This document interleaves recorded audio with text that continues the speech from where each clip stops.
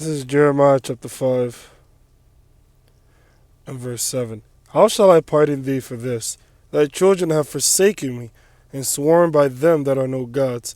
When I have fed them to the full, then they committed adultery, and assembled themselves by troops in the harlots' houses. I want to give all praises, honors, and glories unto Yahweh Ba'ashem Yahushai Ba'ashem HaKodash.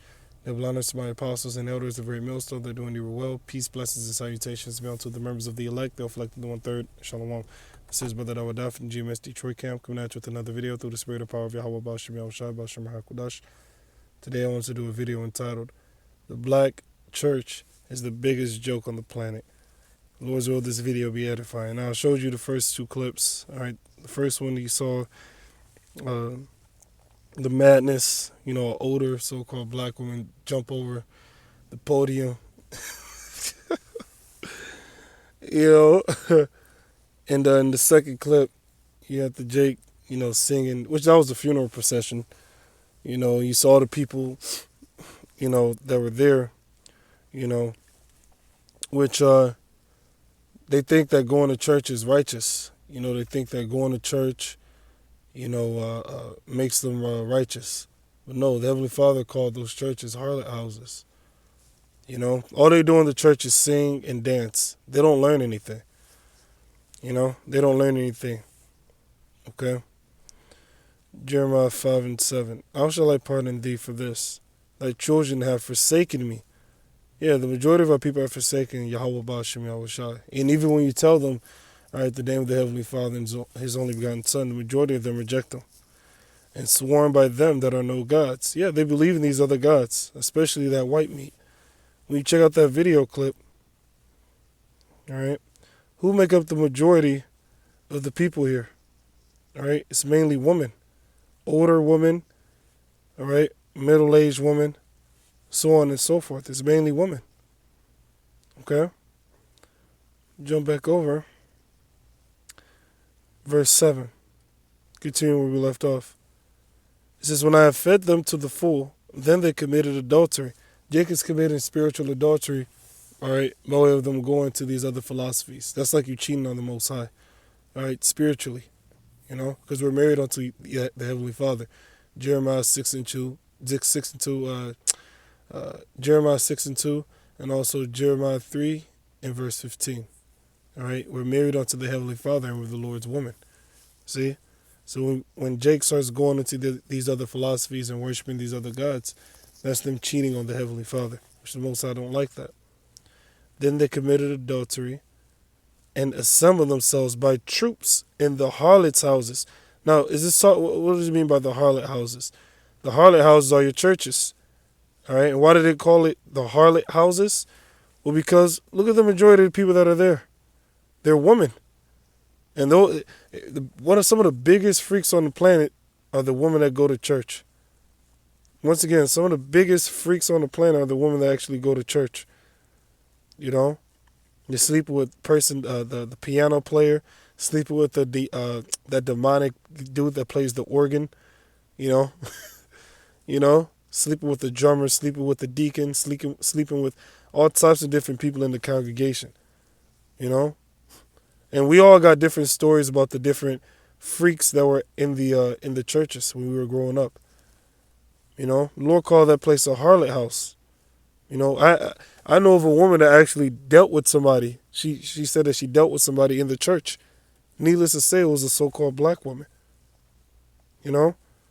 So the Lord indeed called it harlot houses. All right? Because the women that go there, they're very promiscuous. Look at the majority of people that are there. All right? It's mainly women. Just look at this still shot. It's mainly women here. See? That's why the Lord called it a harlot house. Because the women that go there, they're freaks. It says, and assembled themselves by troops in the harlots' houses. When you look up this word troops, all right, Strong's H 1413, Gaudad, says to gather in troops or crowds. See? And what do they do within these church? They're gathered in a crowd, and they listen to the sermon, in which they don't. the whole sermon, I remember they will read scriptures, but they won't break it down. Then the pastor, he will start talking about his day. He'll start talking about his week. Then he'll say, oh, well, I learned this lesson in my week. And this happened, and that happened too. It reminds you of the gospel, and Slakia, you don't learn anything. Okay, the Heavenly Father is not within these churches. All right, the Most High is not dealing with these churches. You saw that the woman jump over the podium. You have people singing and dancing. The Most High is not dealing with that. And don't even get me started on the so-called praise breaks. That's a walking embarrassment. See? So stay away from these churches. Jeremiah 2 and verse 11. Hath a nation changed their gods? What nation? The nation of Israel. Which are yet no gods? Yeah. Have a nation changed their gods, which are yet no gods? Yeah, these gods that Jacob's worshiping, like Chesedek Boja, all right? That's not a god. That god it's not a god. It has no power. It can't deliver you. It can't save you. It can't help you. But my people have changed their glory for that which doth not profit. All these other religions and philosophies do not profit you. Okay? You have your glory. What's your glory?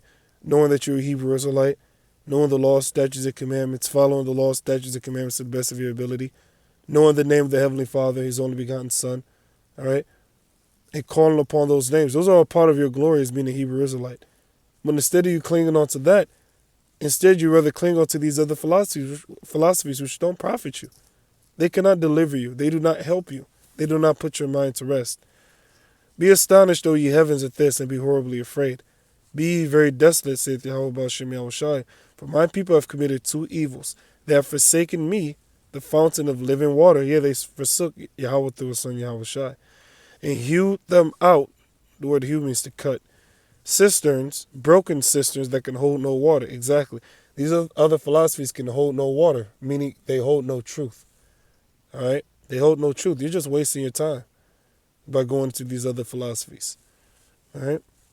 So with that, all praise, honors, and glories be unto Yahweh, Ba'ashem Yahushua, Ba'ashem HaKadosh, the belongings to my apostles and elders of every millstone. Peace and blessings to the elect. Shalom.